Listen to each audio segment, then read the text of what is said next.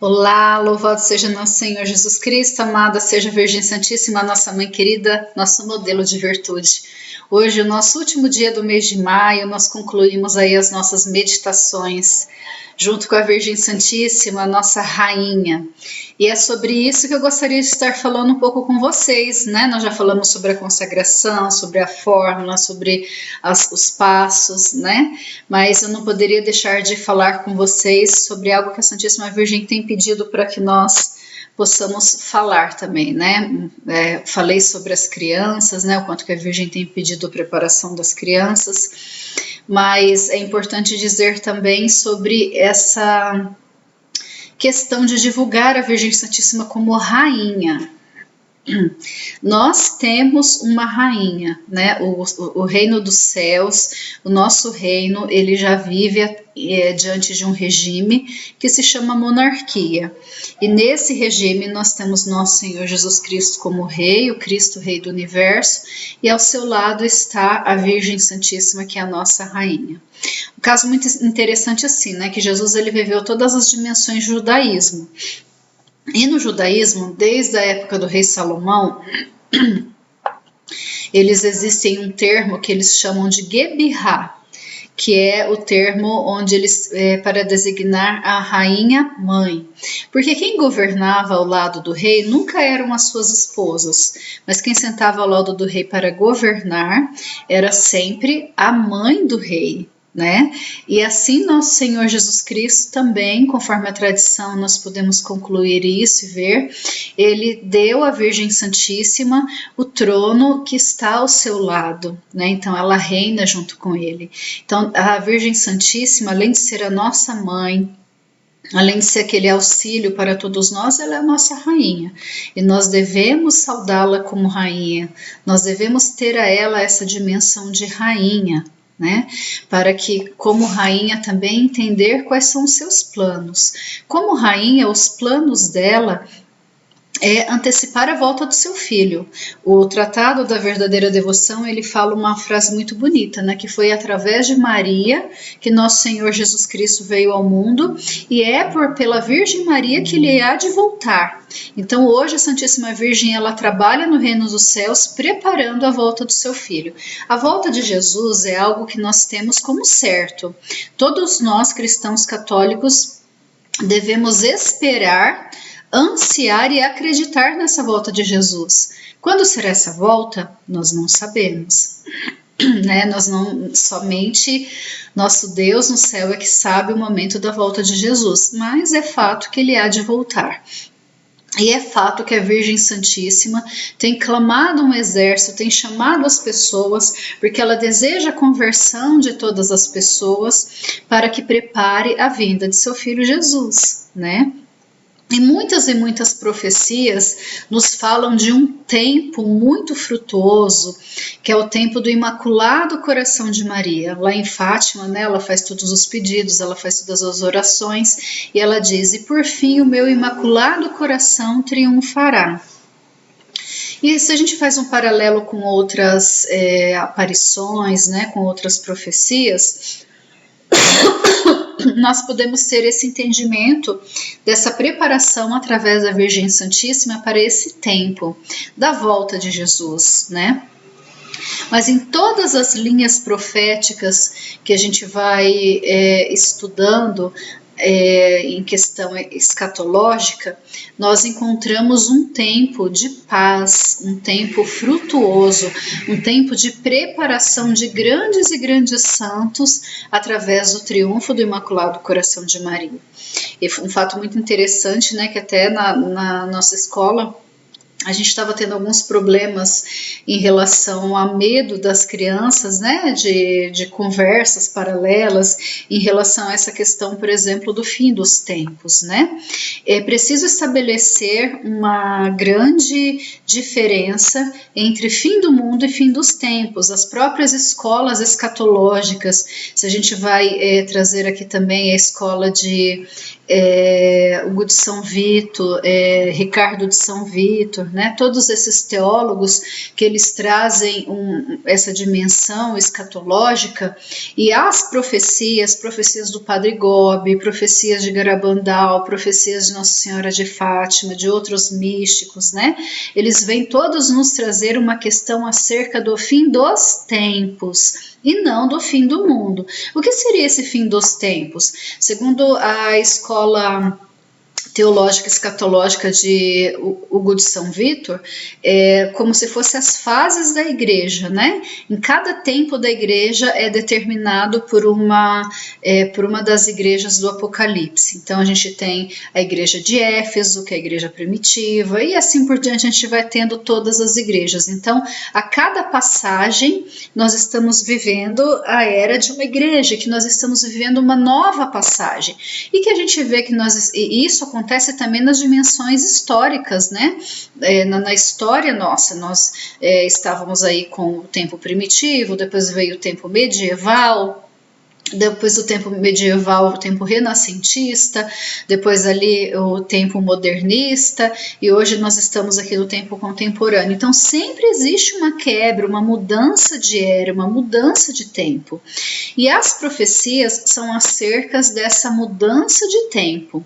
E aí quando a gente vai fazer uma linha profética, né, quando a gente pega assim, então a gente acredita nessa linha profética de que tem esse tempo do triunfo do Imaculado Coração de Maria, esse tempo de paz, esse tempo da pleite de muitos santos, que será os santos que estarão preparados para ter o combate final junto ao lado de nosso Senhor Jesus Cristo contra o anticristo, e assim então será a volta de nosso Senhor Jesus Cristo para instalar o seu reino aqui nesta terra, né? Quando será isso? Ninguém sabe, ninguém tem ideia e ninguém tem como especular. Mas pelos sinais dos tempos que nós estamos vivendo e pelas profecias, nós conseguimos assim tocar um pouco mais nessa dimensão do final dos tempos, né? Então nós estamos vivendo a transição de uma era, a transição de um tempo, e onde as profecias então nos comunicam algo muito importante, algo muito bom, que é esse tempo do triunfo do Imaculado Coração de Maria, né? Então assim, o próprio São Luís Maria Grimond de Montfort, ele falava que o livro, né, do tratado, ele ficaria escondido por um bom tempo, que o demônio iria esconder esse livro por um bom tempo, e num determinado momento ele voltaria, e essa devoção ela cresceria, e os devotos, né, os consagrados da Santíssima Virgem formariam um grande exército. E aí nesse tempo desse grande exército, quando a gente une as profecias de Fátima, quando a gente une as profecias do Padre Gobi e tantas outras, nós juntamos isso tudo então, que é para o triunfo do Imaculado Coração de Maria. Então é por isso que a gente divulga a consagração, por isso que a gente vai pedindo para que as pessoas se consagrem, para que venha esse tempo de paz, para que venha esse tempo onde a Virgem Santíssima, que já é a nossa rainha, possa vir reinar no mundo e preparar as nossas crianças, preparar os santos. Existem as profecias que dizem que nós viveremos um tempo onde os santos que existirão sobre a terra, os místicos que existirão sobre a terra, eles serão tão prodigiosos como nunca se houve, nunca em nenhum momento da igreja, né? Porque serão formados pela pureza da Virgem Santíssima, pela sabedoria da Virgem Santíssima, nos moldes da Virgem Santíssima, para serem exatamente como Cristo. E desses grandes santos, então, e de suas descendências, sairá o grande exército, né, que a gente não sabe se vai ser daqui 1000 anos, daqui 100 anos ou daqui 10 anos, que poderá então, enfim, lutar, né, para a grande tribulação da igreja. E assim, muito interessante a gente trazer um pouco de Garabandal, né? Vou dar uma pincelada para vocês. Eu ainda não me senti assim, a providência ainda não me trouxe o momento exato para eu gravar para vocês todos os elementos de Garabandal, né? Mas fazendo esse apanhado para a gente ver como que é uma mensagem bonita e uma mensagem de esperança.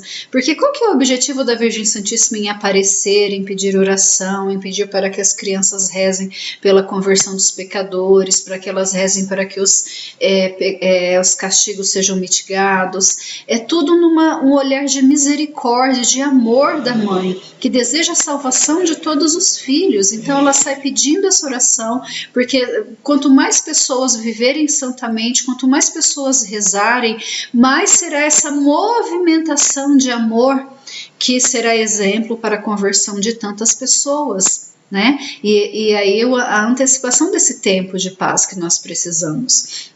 Hoje, atualmente, a gente vê assim, duas aparições que são muito comentadas, porque praticamente elas ainda estão em curso, né?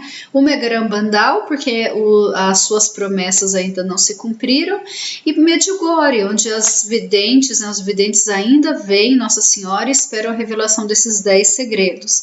Mas fazendo um breve, pequeno resumo para nós ali sobre Garabandal, para que a gente tire um pouco essa mistificação de que Garabandal ele venha falar sobre o fim do mundo ou coisa do tipo. Não, ele vem nos falar exatamente dessa preparação para essa era de paz, para essa era do triunfo do Imaculado Coração de Jesus, né? Porque a primeira coisa que fala lá no Garabandal, um dos primeiros passos ali para se cumprir, né, que muitas pessoas olhando vão fazendo analogia e vão achando que possam estar próximos. E hoje eu não vou falar para vocês dos elementos, não vou falar dos dados, né, de anos, o que vai ser no ano par, na época de tal, essas coisas que saem por aí, mas eu só quero pegar um apanhado geral de Garabandal para vocês, né.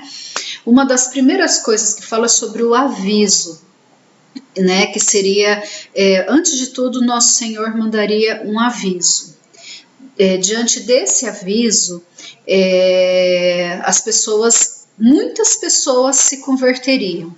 E aí o que é a explicação mais ou menos deste aviso? A iluminação da consciência. E o que é essa iluminação da consciência? Muitos outros místicos, muitos outros santos tiveram a revelação dessa iluminação da consciência e desse aviso também. Então, num determinado momento da história, enquanto ainda os videntes estão vivos, iria acontecer de que as pessoas iriam ter essa iluminação da consciência.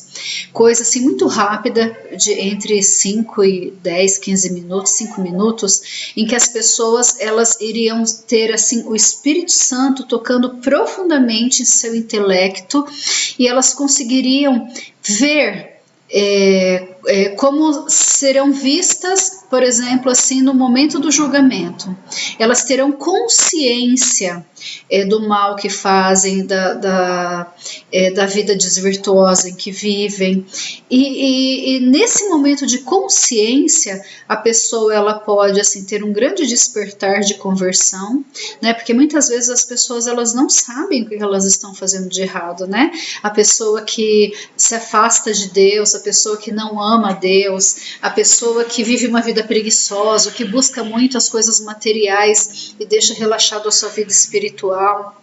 Em todos esses elementos, essas pessoas elas muitas vezes não têm consciência do que elas estão fazendo, porque estão tão ali presas, né, com os olhos cheios de escamas, como as de São Paulo, que não enxergam a grande verdade. Então, assim, a iluminação da consciência foi mais ou menos aquilo que aconteceu com São Paulo naquele momento em que o Cristo se revela a ele, né, que ele compreende a mensagem cristã, ele compreende quem é o Cristo, escamas caem dos seus olhos, né? Então, seria como se escamas caíssem da nossa mente, nós entenderemos todos os aspectos da fé e tudo aquilo que nós fazemos de errado.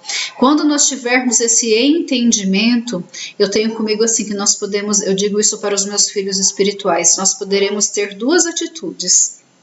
A primeira atitude é a atitude de Pedro, que se arrepende, né, que sente um profundo arrependimento de ter abandonado o Senhor, e ali ele chora, né, contritamente a sua dor e se arrepende e vai ao encontro do Senhor. Ou nós poderemos ter a atitude de Judas, né? Muitas pessoas, infelizmente, terão a atitude de Judas, que terão um remorso muito grande pelo que fizeram. E diante desse remorso, não terão uma atitude de ir até o Senhor na misericórdia e pedir o perdão, mas acabarão se afastando mais ainda do Senhor, né? E é por isso que a gente fala assim, né, que quando tiver esse tempo de iluminação da consciência, vai ser um tempo em que as igrejas serão muito procuradas, que os missionários serão muito procurados, nós teremos muito pouco tempo para evangelizar as pessoas, para ser um farol, para dizer, não, olha, fixe na misericórdia de Deus, olhe para Deus que te ama, e converter muitas pessoas. Eu costumo dizer que eu coloco muito assim a conversão dos meus familiares na esperança dessa iluminação da consciência, que eles, uma vez sabendo que nós servimos a Deus, seguimos a Deus, aqueles que puderem estar dispersos, poderão vir até nós para que nós o levemos, né, para Deus, num curto e pequeno espaço de tempo, onde os missionários, os servos de Deus, os cavaleiros da Virgem Santíssima terão que trabalhar muito e muito, né? Então será esse despertar da consciência que é o aviso, né? Que é um fenômeno que vai acontecer, que ninguém sabe dizer como que esse fenômeno vai acontecer, que de repente vai vir uma aurora boreal, vai vir um meteoro no céu, alguma coisa assim, né? Envolvido um pouco ali com magnetismo, eu não sei, né? Mas em que as pessoas então terão um despertar da consciência. E nesse despertar da consciência, muitos se converterão. Né? Então é um ato de misericórdia. Então, se você olha para pensar nesse despertar da consciência, muitos santos dizem que já viveram isso, né? E tem alguns místicos que relatam como que foi o seu momento de despertar da consciência, e é um momento muito difícil, um momento muito dolorido, né? Porque onde você vê assim, puxa vida, o que você está fazendo da sua vida, né? Das missas que você poderia ter ido, não foi, das vezes que você podia ter amado e não amou, das coisas que você poderia ter feito e não fez, né? Então é um momento dolorido, mas mesmo sendo um momento dolorido, é um momento de misericórdia, porque é um momento onde as pessoas poderão enxergar a verdade, né, e enxergando a verdade se converterão, né? Então assim, e é tudo que Deus deseja de nós, né, e da humanidade, é que se converta, que volte o seu olhar para Deus e que ame a Deus sobre todas as coisas. Como no nosso carisma diz, né, é uma forma de que Deus se aparecer, se jogar para que ele seja conhecido e amado, né? Porque se ele for conhecido, se ele for revelado, com certeza ele será amado, né? Então primeiro é o aviso, esse ato, né, da consciência, esse aviso que converterá muitas pessoas e que vem em paralelo com muitas e muitas outras profecias de outros santos, de outros místicos, de outras pessoas. E aí Garabandal ele vem dizer que após esse aviso, Deus ainda dará mais uma misericórdia muito grande para que mais pessoas se convertam. Que no mesmo ano desse aviso, né, entre um ano, no mesmo ano, acontecerá um grande milagre. Que esse milagre poderá ser filmado, fotografado, poderá ser visto pelo mundo inteiro. E as pessoas, então, vendo esse milagre, mais pessoas ainda se converterão e voltarão o seu olhar a Deus, né? E terão a oportunidade de voltar o seu olhar a Deus e viver o amor e a misericórdia de Deus, né? Então esse milagre vai ser anunciado, ele vai ser avisado, vai acontecer lá nos bosques de Garabandal, as pessoas que forem até lá serão curadas, receberão prodígios, diz que serão, depois da ressurreição de Jesus, um dos maiores milagres que já existiu. Existem, né, as hipóteses que algumas pessoas falam que seria uma própria aparição, e que o próprio inimigo de Deus, né, a nova ordem mundial, vai tentar de alguma forma se utilizar disso para dizer que é enganação, tal, né? Procurarão os seus meios, mas aqueles que já estiverem em oração, aqueles que estiverem com o coração voltado a Deus, aqueles que estiverem vivendo a penitência, vivendo uma vida reta, o próprio anjo da guarda, a própria pessoa vai sentir no coração aquela intuição, aquela revelação da verdade, e não terá dúvida e não será enganada, né?